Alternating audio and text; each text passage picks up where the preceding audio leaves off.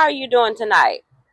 I'm doing okay, just a little distraught because of my cell phone situation. So, what happened with your cell phone situation? Well, typically on the weekends I try to come down to Cedar Springs, Oakland area and try to have a good time. But sometimes that good time ends up with you either dropping something or being pickpocketed or losing something just by being tore up on the floor up out there. So I must have lost my phone or You fumbled it. misplaced it again. Now, last time I saw you last year around on the train, you had lost your phone. Yeah. So, it's interesting how I found you again and you lost your phone again.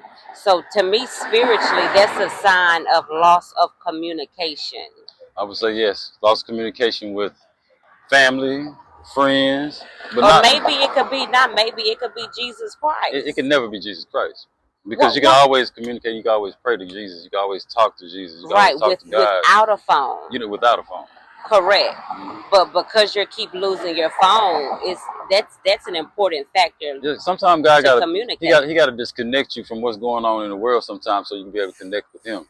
Totally And so agree. that's what I think that's exactly what it was because I didn't talk to God nearby as much as I did when I was on that phone because when I was on that phone, only thing that I want to do is get on there and look at porn, get on there and look at what it is that I wanted to do and never make time for God the way that He wanted for me. So breaking away from that phone, I can talk to God without it, around Mhm. people, with people, to myself. Mhm. However, and it's been a different type of joy because having gender issues, period, Mhm. it can leave you in a state of mind of suicide.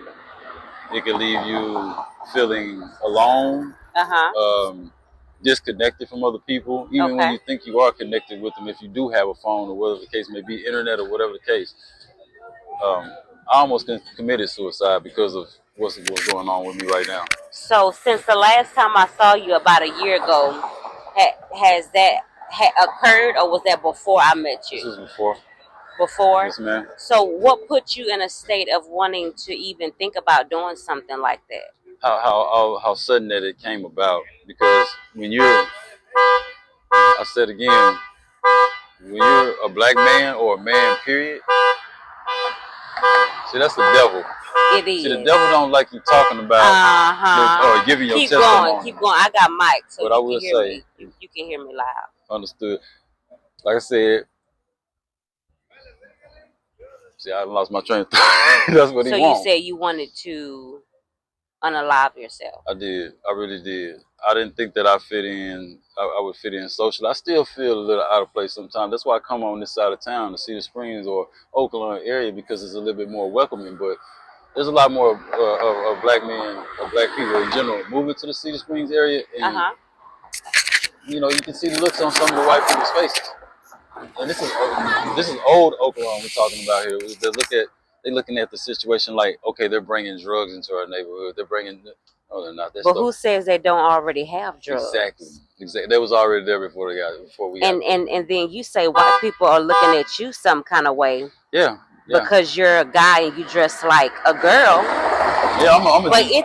it's a lot of their men that secretly dress like women in skirts behind closed Hmm. doors. You know what I'm saying? Yeah, And you a man, so you've been with men. Allow people to judge you or make you feel some type of way because how you dress. Not saying that's an appropriate thing to do, exactly. but don't let people judge you. You know what I'm saying? Because Totally, you know how men is. They're very flamboyant and totally, freaky totally. behind closed And doors. God had to show me in other ways that certain things that I was wearing Uh huh. is inappropriate. A man should not put on a woman's bra.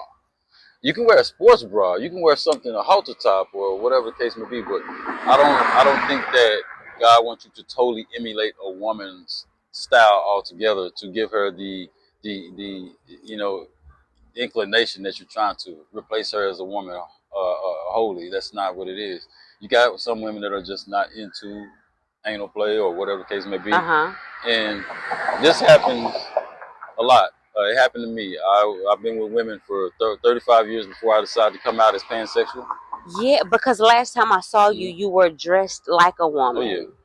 And I know you said that recently you had or you were coming from New Orleans, or you were dating Yeah. a woman from New Yeah. Orleans, and you said that she put witchcraft on you Yes, ma'am. because she did not want you to date other men, I mean other women. Hmm. Can you tell the viewers a little bit about that? It was more of a control factor. I don't know what was going on with that person at the time. I'm not gonna mention her name, Uh-huh. but I think she was intimidated by the fact that I was willful as a man, and I had a standpoint on not wanting to be controlled, not allowing myself to be controlled by this. Maybe is it neo-feminism, which I don't have a problem with feminists, at Uh-huh. all. But Uh-huh. some feminists take it to a level. This person, she very clean, very tidy person, had her own place, no kids. The epitome of what I thought would be like the perfect woman for me at that time, because I don't have any kids, and I'm 41 now. My birthday was September 7th. And what ended up happening was we both had OCD, but our first argument was me putting the wrong colored tile in the wrong colored deck, and that led off to a whole bunch of other things where I'm already retired. I'm receiving compensation and pen from the army or the military and disability as well. Mhm. And up until that point, I was able to use that money only to take care of myself, but being in a relationship with a woman who has high expectations could lead to a lot of high disappointments. And Y'all got into it because she was upset because you put the wrong colored tiles. So, but what made you think that she was doing witchcraft on you? she admitted to my mom What did that she say? she told my mom that she put a spell on me. She did witchcraft on me to turn me into a woman. To turn you into a woman. So, before you met this lady, did you ever dress like No, a woman? You never no, man, felt like that you wanted to be a woman? no, man, at all. I mean, this started off from, if I had to say, it goes way back, it would be a family issue. My cousin, did perform oral on me when I was like 11 years old. And that was probably the seed, That and was a and seed. and it was probably things that was happening to you way before the age of 11. You just remember. Emotional about this because, You're not the only one yeah, though. and not just that it feels like that was the very thing that was spiritually attacking me all these years to kind of get me to be this way, or maybe to show me that I am this way. But it's like that's not who I am. But It's like a it's fight. like it was a fight because I went to the military to try to, maybe what I view now in hindsight as me trying to put on this facade of a masculine man, to put on all this muscle, and everyone remembered me as this person. So now that I'm this person now, it's hard for me to accept it. But I have Mm. family that say that they accept it, but I can't go around my nieces and nephews looking like this. So that means it's something in you that know how you're portraying yourself is not right. It's uncomfortable when you go places and you have to get changed out in public, or you have to use a porta potty or something like that of that nature, and still feel uncomfortable in your own skin. You feel filthy. You feel dirty. That's how Uh, you feel. my mom, I asked her if we could have bonding time as far as me learning how to do my nails. I Yeah. still don't know how to do my nails, and because I'm 40 years old, Uh-huh. coming out of the closet, Oh. so From the age where you were younger, or from the age where your ex did witchcraft on you? this witchcraft situation, and not only that, it's just the porn. I'll tell you something about the service, okay? The military, porn is ciphered out through the military. It's like your pastime whenever you're not doing anything else. You're basically sexually deprived for your country. So when I came back from Mm. Iraq and Afghanistan, I had no wife, no kids, nothing to turn to for comfort, for even just for joy. Mm-hmm. So my first wife, cheated on me when I was in Iraq. Second wife, I kind of still had PTSD, really, really bad, traumatically, where I couldn't give her 100% of me. Yeah. So she left. She left, Mm-hmm. and it was just me dealing with myself, and I started to veer off and date transsexuals. So thinking that would be the answer to the So problem. tell the viewers what are transsexuals if they don't Transsexuals, know. trans women, trans people are men who take hormones and become like para womanish, if So you they're a will. man taking medicine to turn themselves outwardly and inwardly into a woman. Yep, they can. They not completely. You know, I've heard things from some trans women who say, "Hey, whenever I do so many shots, I do lose the desire for anal sex." Some men Okay. don't want to lose that desire or that craving, so they take maybe an adequate amount of hormone, Uh-huh. so they can still have those cravings without growing full breast or maybe a cup or whatever the case may be. So sometimes hormones is for a man just to continue to have emotions for another man. Yeah, yeah. Yeah, they Wow. want to be. Now you'll see, here you'll see that I might have some birth control or whatever case may be. So you take birth I control? take birth control and I take prenatal vitamins. That's as close and as far as it goes for me when it comes to women's hormones or Uh-huh. anything remotely close. So when men lose that desire for sexual desires for a man, do they start having desires for women or they just lose it? They lose it altogether. Like Okay. I still desire to be with a woman. I You still do. want to be So with a you're woman. you're Still want to be with her. fighting. It's just I have a high intuition, process now. Just because I know what it's like to be penetrated or to, to play the feminine counterpart of the relationship. Uh-huh. But I don't get into relationships with men. I don't want to be in a relationship with a man. You don't. Okay. To me that's homosexual. To me that is gay. So you're not consider yourself as gay. I don't. I consider myself pansexual. Pan. Pansexual, to me, defined by me, I feel is not seeing gender lines and just personality is what I'm attracted to. I love the mentality and the personality of a person, of a woman, of a man. If they're mature, Uh-huh. if they're understanding or open minded, Uh-huh. yeah, that turns me on. It really does. It makes me feel like, hey, we got something in common, especially when they can still talk to God. Right. So that's one big thing, because without God, I'd probably be pushing up daisies somewhere, because I really I'm talking about, I'm waking up, I'm looking in the mirror, and I didn't call myself faggot. I didn't call myself every derogatory thing that you can think of to pull that trigger. Because Uh-huh. it's hard when you are a man or a black man, period, and you're coming out the closet. You already got the weight of the world on your shoulders, being a black man, first of all. Then you gotta be strong. The woman, the black woman, the black queen is Mm-hmm. not going to respect you in certain, not all, but the women that I know. And I don't mean to generalize. What I'm trying to say is that when a man wants to have an experience with his woman, Uh-huh. and she goes and get a strap on, and they do Uh-huh. their thing, she should not be telling her friends. She should not be talking about like, oh girl, I think he gay, girl. He let me put something up in his booty, or whatever the case may be. When you do that, you have already created this false sense of security where you're gonna go back home and you're Uh-huh. gonna emasculate that man, and that man is not gonna want to open up to you no more. What he gonna do? He gonna go Uh-huh. find something else that will.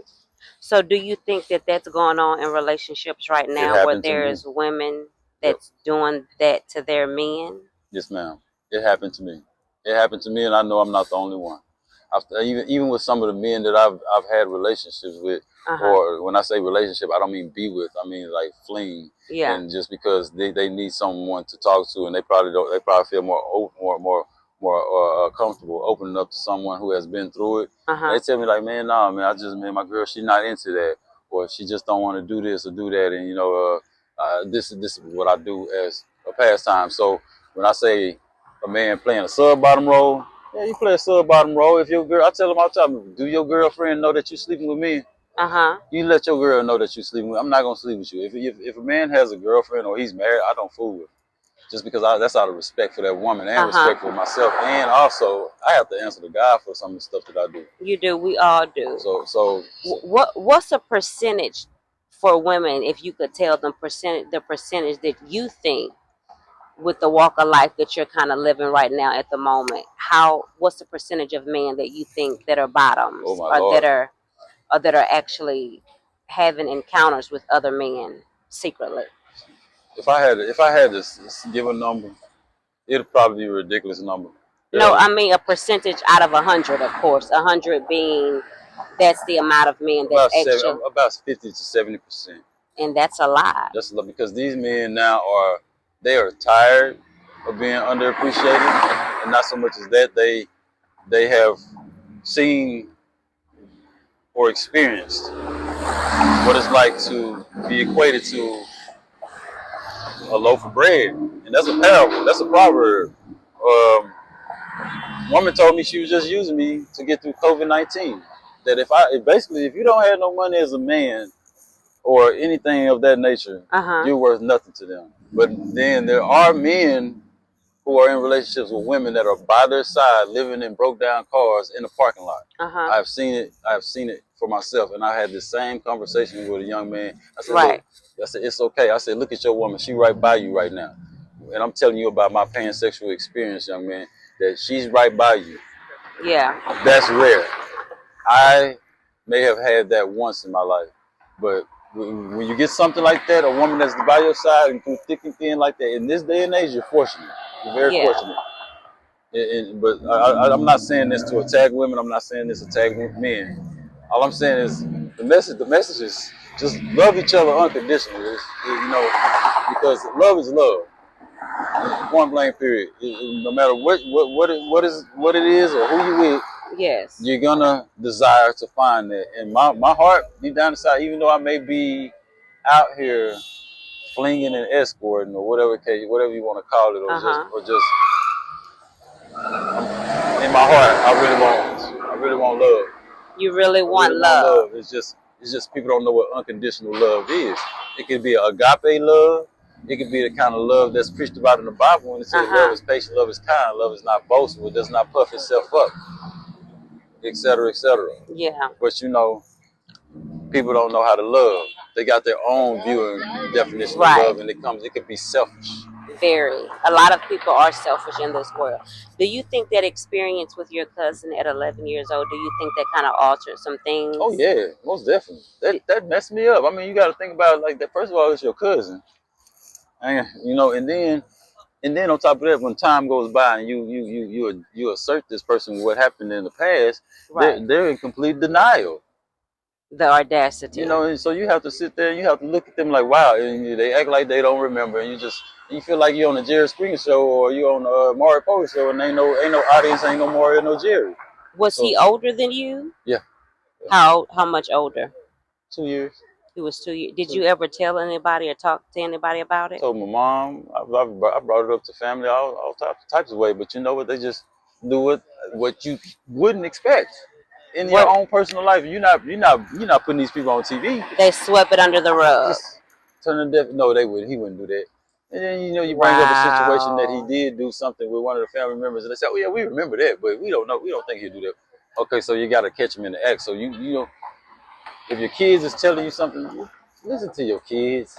Listen to your kids. I have no reason. I mean, I might have been a little bit of a habitual liar as far as being a little kid goes, because I was afraid I was gonna get my butt whooped. Because that right there tell you it'll scare you to lie. Yeah. And I admit that I lied when it came to situations like that. But when your kid is telling you that someone touched them, listen to your children, listen to your babies, because man, like that right there messes me up. And it's not that you want to create drama or you want to cut somebody from the family. It's just that there needs to be some type of closure. There's still wounds that need to be healed. You Mhm. can't just turn no deaf ear to it. But everybody's right now on right. And when my mom tells me to be quiet, I shut up.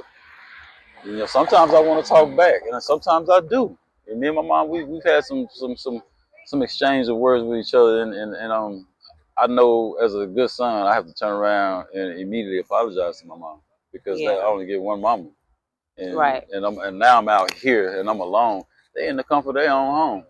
I'm on the Right. streets. I'm on the streets. I'm on the streets. So If there was somebody in your situation as far as like trans or whatever, or the word that you consider you were, what kind of advice you would give them? If there was somebody that could give you the advice, what advice would you give them? keep the faith, stay strong, stay consistent, and if they don't believe in you, with all strength and faith included, believe in yourself and surround yourself with people that have the same ambition in mind. That's what I would say. And my sisters have been there for me now. I'm gonna say that. My mom and my sister, they have tried, but they don't understand this life. Being out on the streets, you will lose your phone. You will lose something because these people see you out here and they watch you through. Especially when you a good looking homeless person. They watch you, of course. Everything that I've gotten, everything that I've acquired, jewelry, all that stuff, it's been out of dumpsters. Food. You can go walk down the street right now and ask people, has this man eaten? Yeah, he was eating out of dumpster earlier today, girl. And I'm still holding it down. But I'm smaller than what I used to be, yo. Yes, you were a lot I'm trying. bigger. I'm trying. It's hard out here.